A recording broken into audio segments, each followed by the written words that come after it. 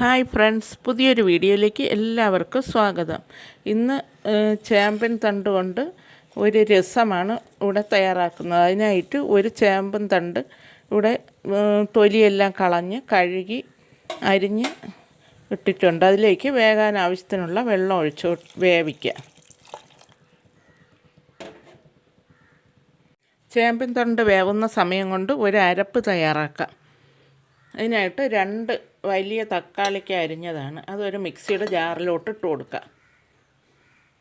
അതിൻ്റെ കൂടെ തന്നെ ഒരു 3-4 അല്ലി വെളുത്തുള്ളിയും 2-3 ഈ ചെറിയ ഉള്ളി തൊലി കളഞ്ഞത് അതും കൂടി ഇട്ട് കൊടുക്കുക.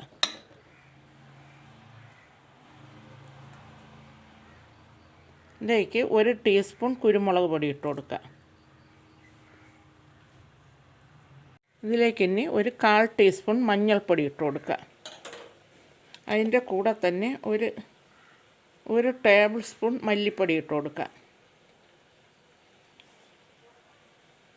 ഇതിലേക്ക് 1 ടീസ്പൂൺ മുളക് പൊടി ഇട്ട് കൊടുക്കുക. ഇനി ഇതിലേക്ക് ഒരു നെല്ലിക്ക വലുപ്പത്തിലുള്ള പുളി പിഴിഞ്ഞ് വെച്ചിട്ടുണ്ട്. അത് കുറേശ്ശെ ഒഴിച്ച് അരച്ചെടുത്തുകൊണ്ട് വരാം. ഇപ്പോൾ ഈ ചേമ്പൻ തണ്ടൊക്കെ വെന്തിട്ടുണ്ട്. ഇനി ഇതിലേക്ക് അരച്ച് വെച്ചിരിക്കുന്ന കൂട്ട് ഒഴിച്ചു കൊടുക്കുക. ഇതൊന്ന് നന്നായിട്ട് തിളയ്ക്കണം. ഇനി കുറച്ച് വെള്ളം കൂടി ചേർത്ത് കൊടുക്കുക. വെള്ളവും ചേർത്ത് ആവശ്യത്തിന് ഉപ്പും കൂടി ഇട്ട് കൊടുക്കുക. ഇപ്പോൾ രസമൊക്കെ നന്നായി തിളച്ചിട്ടുണ്ട്. ഇനി ഇതിലേക്ക് ആവശ്യത്തിനുള്ള ഉപ്പിട്ട് കൊടുക്കുക.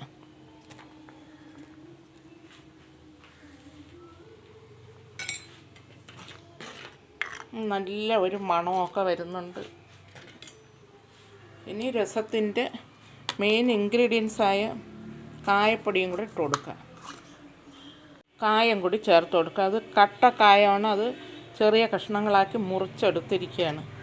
അതും കൂടി ഇട്ട് കൊടുക്കുക. ഇതിൽ കിടന്ന് ഒന്ന് തിളച്ച് അതിൻ്റെ മണം എല്ലാം വരണം. ചിലർ രസത്തിൽ ഇഞ്ചി ചേർക്കാറുണ്ട്. ഇഞ്ചിയുടെ ടേസ്റ്റ് ഇഷ്ടമുള്ളവർക്ക് ഇഞ്ചിയും കൂടി ചേർക്കാം.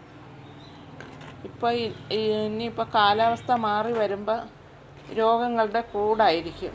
അതിനൊക്കെ ഒരു പ്രതിരോധശേഷി നൽകാൻ ഈ രസം നല്ല ഒരു ഉപാധിയാണ്. ചോറിലൊഴിച്ച് കഴിക്കാൻ ഇത് മാത്രം മതി. ഇപ്പം നല്ല കുറുകിയ രസമായിട്ടുണ്ട്. ഇനി തീ കുറച്ച് വെച്ച് ഒരു 5 മിനിറ്റ് കൂടി ഒന്ന് വേവിക്കാം. ഈ തക്കാളിക്കയും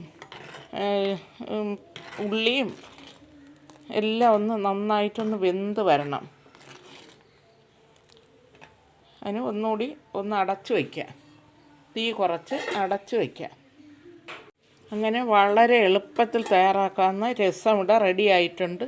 ഇനി ഇതിലേക്ക് താളിച്ചൊഴിച്ച് കൊടുക്കുക. മല്ലിയില ഇഷ്ടമുള്ളവർക്ക് മല്ലിയിലയും കൂടെ ചേർത്ത് കൊടുക്കുക. അപ്പം പ്രത്യേക ഒരു മണവും വരും. ഞാനിവിടെ കുറച്ച് മല്ലിയിലയും കൂടി ചേർത്ത് കൊടുക്കുന്നുണ്ട്.